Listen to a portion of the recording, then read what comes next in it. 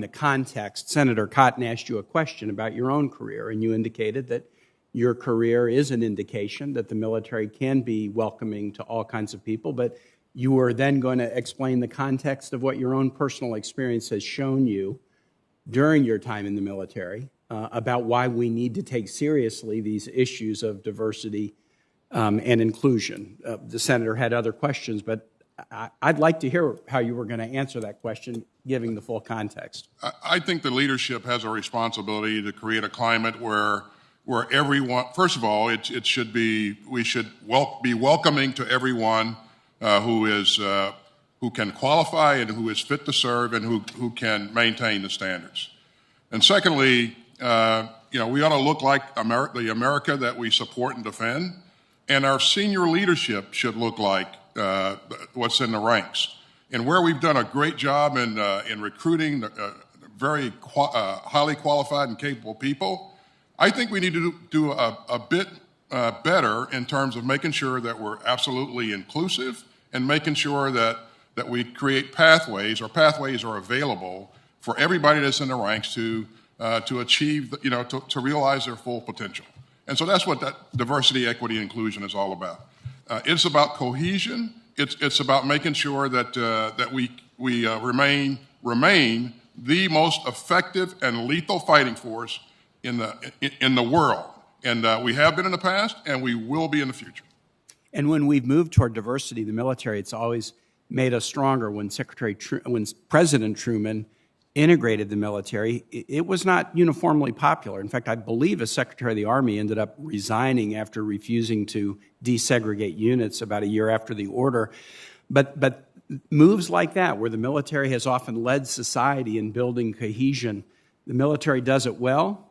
They're not always immediately popular, but they end up paying dividends not just for the military, but for American society. It has to be done sensitively, carefully, by people who understand it, but I applaud you and other leaders who are trying to do that. Let me now move to questions that have been asked about the top line of the budget. And I've gotten some handouts from folks who haven't yet asked questions, and so I can see some more questions on this are coming. So, General Milley, if I recall, you became head of the Joint Chiefs of Staff in late 2018, is that correct? 2019. 2019? Senator, 1 October. And so were you involved in the discussions around the submission of President Trump's FY21 budget, which came to this committee in February of 2020? Sure, absolutely. So I guess I want to just compare the Biden proposal, President Biden's proposal for defense, to President Trump's proposal. And my argument is, to some of my colleagues who are trying to attack the Biden budget, it's exactly what President Trump proposed. President Trump gave us a future year defense plan in February of 2020, and it called for a top line of $721 billion for this year. Now, President Biden has submitted a top line of $715 billion, so it would suggest that maybe the Trump budget projection for this year was $6 billion higher than the Biden budget, but that's actually not the case, because under the Trump administration, there was a practice of taking money out of the Pentagon budget for non-military emergencies.